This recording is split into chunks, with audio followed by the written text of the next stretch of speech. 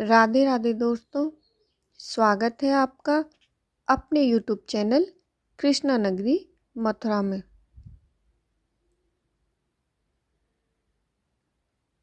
राधे राधे दोस्तों, स्वागत है आपका अपने YouTube चैनल मथुरा से निधि अगेन। आज हम सुनेंगे कहानी पूस की रात, जिसके लेखक हैं मुंशी प्रेमचंद जी। तो आइए शुरू करते हैं। आवाज़ दे रही हूँ मैं, निधि सिंह। हल्कू ने आकर स्त्री से कहा, सहना आया है, लाओ जो रुपए रखे हैं उसे दे दूं, किसी तरह तो गला छूटे। मुन्नी झाड़ू लगा रही थी, पीछे फिरकर बोली, 3 ही तो रुपए दे दोगे तो कंबल कहाँ से आवेगा? माघ पूस की रात हार में कैसे कटेगी? उससे कह दो फसल पर दे देंगे, अभी नहीं। हल्कू एक क्षण अनिश्चित दशा में खड़ा रहा। पूस सिर पर आ गया। कंबल के बिना हार में रात को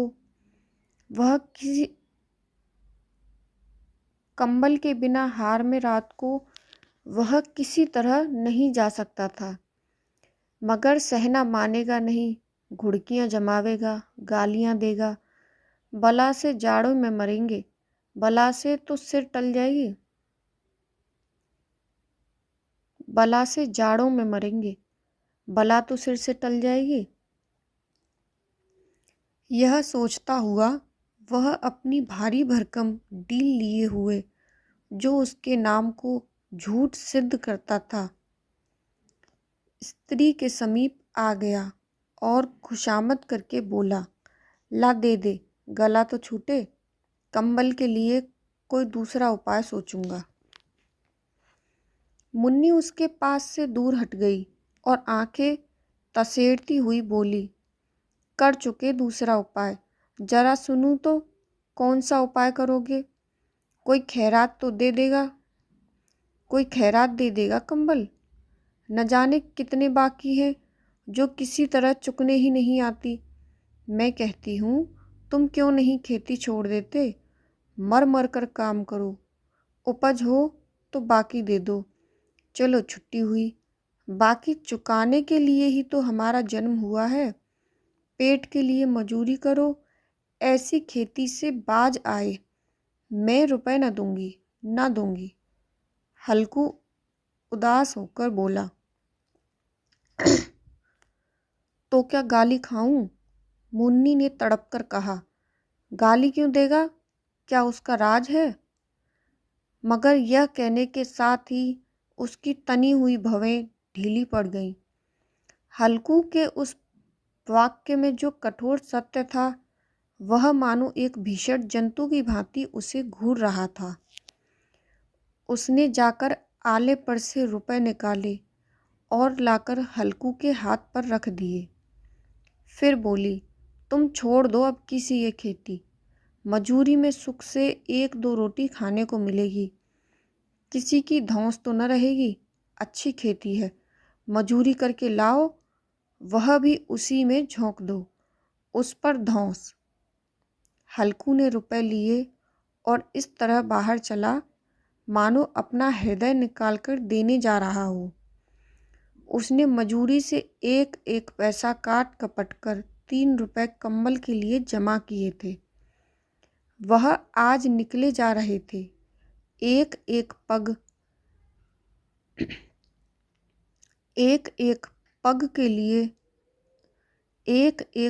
पग के साथ उसका मस्तक अपनी दीनता के भार से दबा जा रहा था। पूस की अंधेरी रात, आकाश पर तारे भी ठुठुरते हुए मालूम होते थे। हल्कू अपने खेत के किनारे ऊख के पत्तों की एक छतरी के नीचे बांस के खटोले पर अपनी पुरानी गाड़े की चादर ओढ़े पड़ा कांप रहा था। खाट के नीचे उसका संगी कुत्ता जबरा पेट में मुंह डाले सर्दी से कूं कूं कर रहा था। 2 में से एक को भी नींद नहीं आती थी।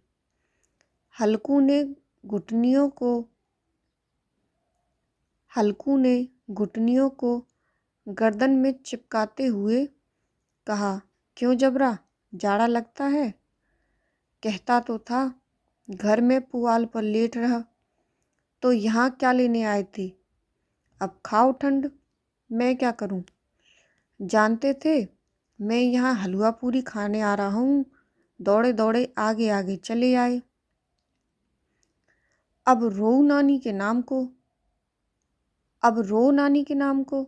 जबरा ने पड़े पड़े दुम हिलाई और अपनी कू कू को दीर्घ बनाता हुआ एक बार जमाई लेकर चुप हो गया। उसकी स्वान बुद्धि ने शायद ताड़ लिया, उसकी स्वान बुद्धि ने शायद ताड़ लिया, स्वामी को मेरी कू कू से नींद नहीं आ रही है। हल्कू ने हाथ निकालकर जबरा की ठंडी पीठ सहलाते हुए कहा, कल से मत आना मेरे साथ, नहीं तो ठंड हो जाएगी।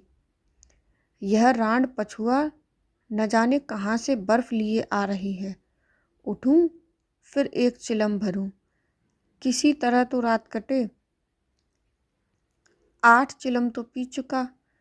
यह खेती का मज़ा है और एक एक भगवान ऐसे पड़े हैं जिनके पास जाड़ा जाए तो गर्मी से घबराकर भागे। मोटे मोटे गद्दे, लिहाफ, कंबल, मजाल है जाड़े का गुजर हो जाए। तकदीर की खूबी, मजूरी हम करें, तकदीर की खूबी मजूरी हम करें, मज़ा दूसरे लूटें। हल्कू उठा, गड्ढे में से जरा सी आग निकालकर चिलम भरी। जबरा भी उठ बैठा। हल्कू ने चिलम पीते हुए कहा, पिएगा चिलम? जाड़ा तो क्या जाता है, जरा मन बदल जाता है। जबरा ने उसके मुंह की ओर प्रेम से झलकती हुई आंखों से देखा। हल्कू, आज और जाड़ा खा ले, कल से मैं यहाँ पुआल बिछा दूंगा, उसी में घुसकर बैठना, तब जाड़ा न लगेगा। जबरा ने अपने पंजे उसकी घुटनियों पर रख दिए और उसके मुंह के पास अपना मुंह ले गया। हल्कू को उसकी गर्मी सांस लगी। हल्कू को उसकी गर्म सांस लगी। हल्कू को उसकी गर्म सांस लगी। चिलम पीकर हल्कू फिर लेटा और निश्चित करके लेटा कि चाहे कुछ हो, अब की सो जाऊंगा। पर एक ही क्षण में उसके हृदय में कंपन होने लगा। कभी इस करवट लेटता, कभी उस करवट, पर जाड़ा किसी पिशाच की भांति उसकी छाती को दबाए हुए था। जब किसी तरह ना रहा गया तो उसने जबरा को धीरे से उठाया और उसके सिर को थपथपाकर उसे अपनी गोद में सुला लिया। कुत्ते की देह से जाने कैसी दुर्गंध आ रही थी, पर वह उसे अपनी गोद में चिपटाए हुए ऐसे सुख का अनुभव कर रहा था जो इधर महीनों से उसे ना मिला था। जबरा शायद यह समझ रहा था कि स्वर्ग यही है और हल्कू की पवित्र आत्मा में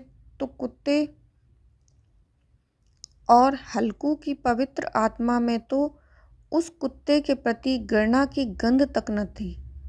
अपने किसी अभिन्न मित्र या भाई को भी इतनी तत्परता से गले लगाता वह अपनी दीनता से आहत न था, जिसने आज उसे इस दशा को पहुंचा दिया। नहीं, इस अनोखी मैत्री ने जैसे उसकी आत्मा के सब द्वार खोल दिए थे और उनका एक अणु प्रकाश से चमक रहा था। सहसा जबरा ने किसी जानवर की आहट पाई। इस विशेष आत्मीयता ने उसमें एक नई स्फूर्ति पैदा कर दी थी जो हवा के ठंडे झोंकों को तुच्छ समझती थी। वह झपटकर उठा और छपरी से बाहर आकर भौंकने लगा। हल्कू ने उसे कई बार चुमकार कर बुलाया, पर वह उसके पास न आया। हार में चारों तरफ दौड़ दौड़ कर भौंकता रहा। एक क्षण के लिए आ भी जाता तो तुरंत फिर दौड़ता। कर्तव्य उसके हृदय में अरमान की भांति ही उछल रहा था। 1 घंटा और गुजर गया। रात ने शीत को हवा से धधकाना शुरू किया। हल्कू उठ बैठा और दोनों घुटनों को छाती से मिलाकर सिर को उसमें छिपा लिया। फिर भी ठंड कम न हुई। ऐसा जान पड़ता था सारा रक्त जम गया है। धमनियों में रक्त की जगह हिम बह रहा है। उसने झुककर आकाश की ओर देखा। अभी कितनी रात बाकी है? सप्तर्षि, अभी आकाश में आधे भी नहीं चढ़े। ऊपर आ जाएंगे तब कहीं सवेरा होगा। अभी पहाड़ से ऊपर रात है। हल्कू के खेत से कोई एक गोली के टप्पे पर आमों का एक बाग था। पतझड़ शुरू हो गई थी। बाग में पत्तियों का ढेर लगा हुआ था। हल्कू ने सोचा, चलकर पत्तियां बटोरूं और उन्हें जलाकर खूब तापूं। रात को कोई मुझे पत्तियां बटोरते देख तो समझे कोई भूत है। कौन जाने कोई जानवर ही छिपा बैठा हो। मगर अब तो बैठे नहीं रहा जाता। उसने पास के अरहर के खेत में जाकर कई पौधे उखाड़ लिए और उनका एक झाड़ू बनाकर हाथ में सुलगाता हुआ उपला लिए बगीचे की तरफ चला। जबरा ने उसे आते देखा तो पास आया और दुम हिलाने लगा। हल्कू ने कहा, अब तो नहीं रहा जाता जबरू, चलो बगीचे में पत्तियां बटोर कर तापें। ताते हो जाएं तो फिर आकर सोएंगे। अभी तो बहुत रात है। जबरा ने कूं कूं करके सहमति प्रकट की और आगे आगे बगीचे की ओर चला। बगीचे में खूब अंधेरा छाया हुआ था और अंधकार में निर्दय पवन पत्तियों को कुचलता हुआ चला जाता था। वृक्षों से ओस की बूंदें टप टप नीचे टपक रही थीं। एकाएक एक झोंका मेहंदी के फूलों की खुशबू लिए हुए आया। हल्कू ने कहा, कैसी अच्छी महक आई जबरू। तुम्हारी नाक में भी तो सुगंध आ रही है। जबरा को कहीं जमीन पर एक हड्डी पड़ी मिल गई थी। उसे चिचोड़ रहा था। हल्कू ने आग जमीन पर रख दी और पत्तियां बटोरने लगा। जरा देर में पत्तियों का ढेर लग गया। हाथ ठिठुरे जाते थे, नंगे पांव गले जाते थे और वह पत्तियों का पहाड़ खड़ा कर रहा था। इसी अलाव में वह ठंड को जलाकर भस्म कर देगा। थोड़ी देर में अलाव जल उठा। उसकी लौ ऊपर वाले वृक्ष की पत्तियों को छू छू कर भागने लगी। उस अस्थिर प्रकाश में बगीचे के विशाल वृक्ष ऐसे मालूम होते थे मानो उस अथाह अंधकार को अपने सिरों पर संभाले हुए हों। अंधकार के उस अनंत सागर में यह प्रकाश एक नौका के समान हिलता मचलता हुआ जान पड़ता था। हल्कू अलाव के सामने बैठा आग ताप रहा था।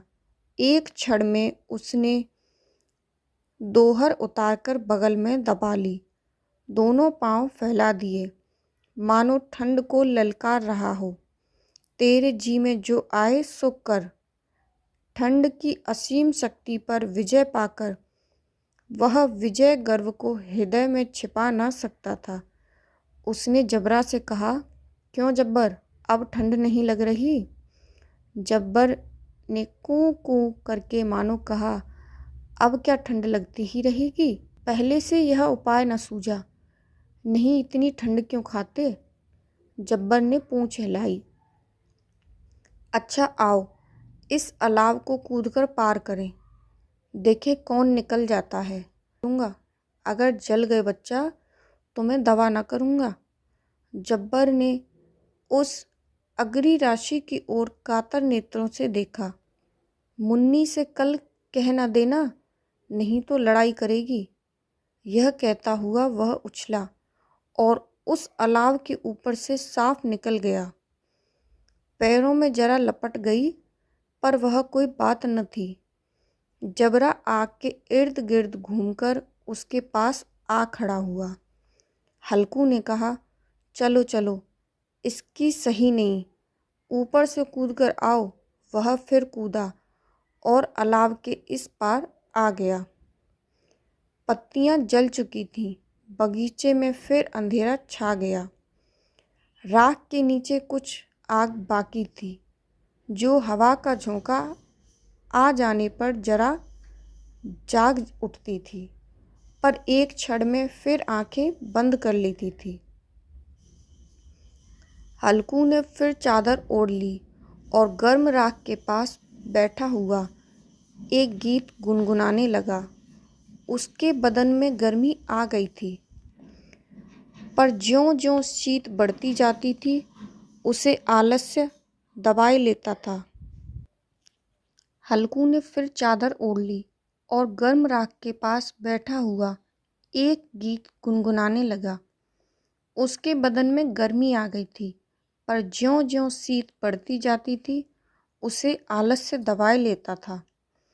जबरा जोर से भुक्कर खेत की ओर भागा। हल्कू को ऐसा मालूम हुआ कि जानवरों का एक झुंड खेत में आया है। शायद नील गायों का झुंड था। उनके कूदने दौड़ने की आवाज़ें साफ कान में आ रही थीं। फिर ऐसा मालूम हुआ कि खेत में चर रही हैं। उनके चबाने की आवाज़ चर चर सुनाई देने लगी।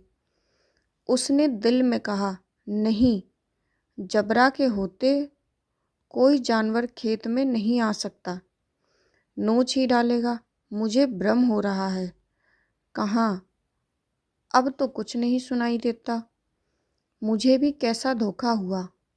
उसने जोर से आवाज़ लगाई, जबरा, जबरा। जबरा भौंकता रहा, उसके पास न आया। फिर खेत के चरे जाने की आहट मिली। अब वह अपने को धोखा न दे सका। उसने अपनी जगह से हिलना जहर लग रहा था। कैसा दंदाए हुआ था। इस जाड़े पाले में खेत में जाना, जानवरों के पीछे दौड़ना, असह्य जान पड़ा। वह अपनी जगह से न हिला। उसने जोर से आवाज़ लगाई, लियो, लियो, लियो। जबरा फिर भूख उठा। जानवर खेत चर रहे थे। फसल तैयार है। कैसी अच्छी खेती थी, पर ये दुष्ट जानवर उसका सर्वनाश किए डालते हैं। हक्कू पक्का इरादा करके उठा और 2-3 कदम चला, पर एकाएक हवा का ऐसा ठंडा चुभने वाला बिच्छू के डंक सा झोंका लगा कि वह फिर बुझते हुए अलाव के पास आ बैठा और राख को कुरेदकर अपनी ठंडी देह को गरमाने लगा। जबरा अपना गला फाड़ डालता था। नील गायें खेत का सफाया किए डालती थीं और हल्कू गर्म राख के पास शांत बैठा हुआ था। अकमण्यता ने रस्सियों की भांति उसे चारों तरफ से जकड़ रखा था। उसी राख के पास गर्म जमीन पर वह चादर ओढ़कर सो गया। सवेरे जब उसकी नींद खुली, तब चारों तरफ धूप फैल गई थी और मुन्नी कह रही थी, क्या आज सोते ही रहोगे? तुम यहाँ आकर रम गए और उधर सारा खेत चौपट हो गया। हल्कू ने उठकर कहा, क्या तू खेत से होकर आ रही है? मुन्नी बोली, हाँ, सारे खेत का सत्यानाश हो गया। भला ऐसा भी कोई सोता है? तुम्हारे यहाँ मड़ैया डालने से क्या फ़ायदा? हल्कू ने बहाना किया, मैं मरते मरते बचा, तुझे अपने खेत की पड़ी है। पेट में ऐसा दर्द हुआ कि मैं ही जानता हूँ। दोनों फिर खेत के डोंगड़ पर आए। देखा सारा खेत रौंदा पड़ा हुआ है और जबरा मड़ैया के नीचे चित लेटा है, मानो प्राण ही ना हो। दोनों खेत की दशा देख रहे थे। मुन्नी के मुख पर उदासी छाई थी, पर हल्कू प्रसन्न था। मुन्नी ने चिंतित होकर कहा, अब मजूरी करके मालगुजारी भरनी पड़ेगी। हल्कू ने प्रसन्न मुख से कहा, रात को ठंड में यहाँ सोना तो न पड़ेगा। तो ये थी कहानी पूस की रात, जिसके रचनाकार हैं मुंशी प्रेमचंद जी, और आवाज़ है मेरी निधि सिंह। अगर आपको यह वीडियो अच्छी लगी हो तो वीडियो को लाइक करें, शेयर करें और हाँ, सब्सक्राइब करना ना भूलें। धन्यवाद।